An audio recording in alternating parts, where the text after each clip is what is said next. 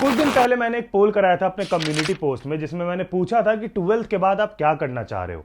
और उस community post में मैंने देखा कि जो मेजॉरिटी ऑफ द बच्चे थे वो या तो ड्रॉप ले रहे हैं या तो वो कंफ्यूज है कि उन्हें करियर में करना क्या है। तो तुम्हारे इस कंफ्यूजन को दूर करने के लिए मैंने यार डिस्क्रिप्शन में एक लिंक दी है, जो लिंक है आप लोगों के लिए 1-on-1 करियर काउंसलिंग के लिए।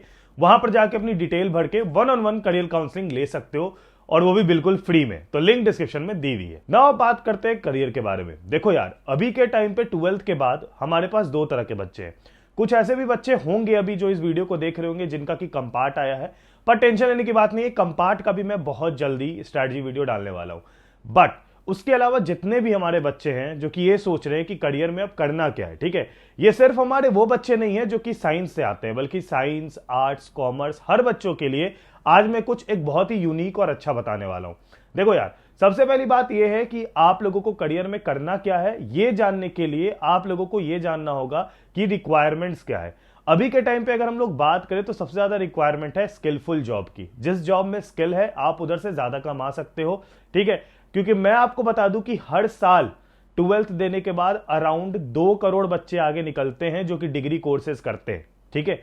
और उसमें से मैं आपको बता दूं कि 90% ऑफ द बच्चे जो होते हैं, 90% ऑफ द बच्चे जॉबलेस रह जाते हैं। क्यों? क्योंकि जो रेस्ट है, जो 20 लाख बच्चे, उनमें तो कहीं ना कहीं से स्किल आ जाती है। वो कुछ ऐसा कोर्स करते हैं जिसमें कि स्किल होता है, जिसमें जॉब्स अभी भी है, और वो उस तरफ चले जाते हैं। लेकिन रेस्ट जितने भी बच्चे होते हैं, 90% बच्चे, उनकी जॉब भी नहीं लग पा रही आज के डेट पे, और अल्टीमेटली वो कहीं इधर उधर कर रहे होते हैं, या फिर वो मास्टर्स के सोचते हैं कि मास्टर्स में जाके आप फाइनली जॉब ले सकते हैं, ठीक है। तो ये वाला प्रॉब्लम तुम्हारे साथ नहीं होना चाहिए। अभी तुमको भी पता होगा यार, तुम 12th अभी जस्ट पास की हो, तुमको पता होगा कि अभी जो सबसे ज्यादा चाहिए वो चाहिए स्किल, राइट। तो ऐसे कोर्सेज पकड़ना ज्यादा बेटर है जो मेरे अंदर स्किल्स डालेंगे, रादर देन वो कोर्सेज पकड़ना जो कि एक नॉर्मल डिग्री होंगे, राइट। अगर आप नॉर्मल डिग्री पकड़ रहे हो तो आपने भले ही उसके लिए देख रखा होगा कि आगे उसमें कुछ है स्कोप, अगर आपने अपना रोड मैप बना रखा है तो इट्स ऑल गुड। हालांकि मैं ये सजेस्ट करूंगा कि सभी लोग अपना कमेंट सेक्शन में रोड मैप जरूर डालना कि आपने कैसे प्लान कर रखा है, 12th के बाद आपको क्या करना है, उसके बाद क्या करना है, और कैसे आप एक्चुअली में अपने उस ड्रीम जॉब या फिर अपने उस ड्रीम करियर की ओर बढ़ोगे। And job is not all about career, अगर आप बिजनेस की ओर भी बढ़ोगे तो आप वो भी बता सकते हो। और इन्हीं सब कोर्सेज के बारे में रिसर्च करने के समय मुझे पता चला एक बहुत ही अच्छी चीज के बारे में, जो कि आपके लिए लेके आती है एम्वर्सिटी। एम्वर्सिटी आपके लिए अलाइड हेल्थ प्रोफेशनल्स, यानी कि सिंपल वर्ड में पैरामेडिकल कोर्सेज लेके आती है। और आपको मैं बता दूं, ये जो पैरामेडिकल कोर्सेज होते हैं ना, इसमें कोई मतलब नहीं है कि तुम साइंस से आते हो, मेडिकल से आते हो, या फिर तुम कॉमर्स से आते हो, या फिर तुम आर्ट्स से आते हो। इससे कोई लेना देना नहीं है। तुम किसी भी स्ट्रीम से आते हो, तुम पैरामेडिकल कोर्स कर सकते हो। इट इज नॉट रिक्वायर्ड कि तुम्हारे पास बायोलॉजी होना ही चाहिए। पहली कंफ्यूजन मैंने ये दूर कर दी। और ये जो कोर्स है ये डिजाइन किए जाते हैं उन डॉक्टर्स के द्वारा और उन प्रैक्टिशनर्स के द्वारा जो कि काफी ज्यादा हाई लेवल पे हैं, और उन्होंने इस कोर्स को डिजाइन किया है आपके लिए। आपको मैं बता दूं कि ये कोर्स 36 मंथ का होता है, जिसमें कि 12 मंथ कंप्लीट होते ही 13th मंथ से आपकी जो है इंटर्नशिप शुरू हो जाती है। और एम्वर्सिटी अश्योर करता है आपको 1 लाख का मिनिमम स्टाइपेंड, जो कि गारंटेड रहेगा, और ये 1.5 लाख तक का भी हो सकता है। एम्वर्सिटी के पास है स्टेट ऑफ आर्ट कैंपस, जिसमें कि प्रेजेंट है यार वीआर लैब, लाइब्रेरी और ट्रेनिंग रूम, जहां पर आप जाके काफी कुछ नया और वो सीख सकते हो जो कि आपको प्रॉपर्ली स्किलफुल बनाती है। कोर्स है जिसका ना ही सिर्फ इंडिया में बल्कि इंडिया के बाहर भी बहुत ज्यादा डिमांड है। और आपको मैं बता दूं कि एम्वर्सिटी आपको पूरी तरीके से फॉरेन रेडी बनाती है, जिसमें कि वो आपको लैंग्वेज और कल्चरल डिफरेंसेस, जितनी भी चीज है जो आपको सीखने की जरूरत है बाहर शिफ्ट होने के लिए और बाहर जाके काम करने के लिए, वो सारी चीजें आपको एम्वर्सिटी उन सब चीजों के लिए रेडी कराती है, वेदर इट इज लैंग्वेज और एनीथिंग, ठीक है। आपको मैं बता दूं कि इसका डिमांड अभी इतना ज्यादा है और ये इतनी स्किलफुल कोर्स है कि इसमें जॉब लगना एकदम श्योर है। और तो और इसकी जो डिग्री है वो आपको एम्वर्सिटी NAC A+ ग्रेड कॉलेजेस से दिलवाती है। अब आप लोग सोच रहे हो कि भैया फीस कितनी है, तो फीस इसमें आपकी अप्रॉक्सीमेटली 4 लाख की है, जिसमें कि आप लोगों को 1 लाख का तो स्टाइपेंड ही मिल जाएगा आफ्टर योर 12th मंथ। तो भाई हो गई 3 लाख की फीस। अब इसमें भी अगर तुमने 12th में 60% से अबव मार्क्स स्कोर किए हैं, तब तुमको 25,000 का और स्कॉलरशिप मिल जाएगा, जो कि हो गया 2,75,000 का फीस फॉर 36 मंथ, यानी कि 3 साल के लिए। जिसमें ROI की बात करें तो आपका एवरेज प्लेसमेंट जो होगा इस कोर्स के बाद वो होगा 3 लाख का एज अ फ्रेशर। तो ये चीज तुम समझ जाओ कि 3 लाख तुम एक साल में कमाओगे और तुम एक्चुअल में 1 लाख ही दे रहे हो हर साल, यानी कि तुम्हारी पूरी की पूरी फीस एक साल में ही रिटर्न हो रही है। तो आरओआई तो तुम समझ ही गए कितना ज्यादा है। इनफैक्ट ये इतनी स्किलफुल जॉब है कि ये तुमको फ्यूचर रेडी भी बनाएगी और इसमें बहुत ज्यादा अपॉर्चुनिटीज है। आज की डेट में किसी भी तरह का फील्ड को रिप्लेस किया जा सकता है एआई और रोबोटिक टेक्नोलॉजी के द्वारा, बट ये जो मेडिकल फील्ड्स होते हैं ये ऐसी चीज है जिसमें कि ह्यूमन का इन्वॉल्वमेंट सबसे ज्यादा है और इसमें आपकी जरूरत है। तो जाओ फटाफट, लिंक डिस्क्रिप्शन में दे रखा है यूनिवर्सिटी का, वहां से जाके आप इसके लिए बात कर सकते हो, उनसे और ज्यादा इंफॉर्मेशन ले सकते हो और वेबसाइट पे भी और ज्यादा इंफॉर्मेशन ले सकते हो। तो link is given in description box below. अब इसके बारे में बताने के बाद मेरे को एक और बहुत इंपॉर्टेंट बात तुम सभी को बताना है। देखो यार, मुझे पता है कि आप लोगों में से काफी लोगों ने काफी अलग अलग तरह के डिग्रीज चुन लिए होंगे।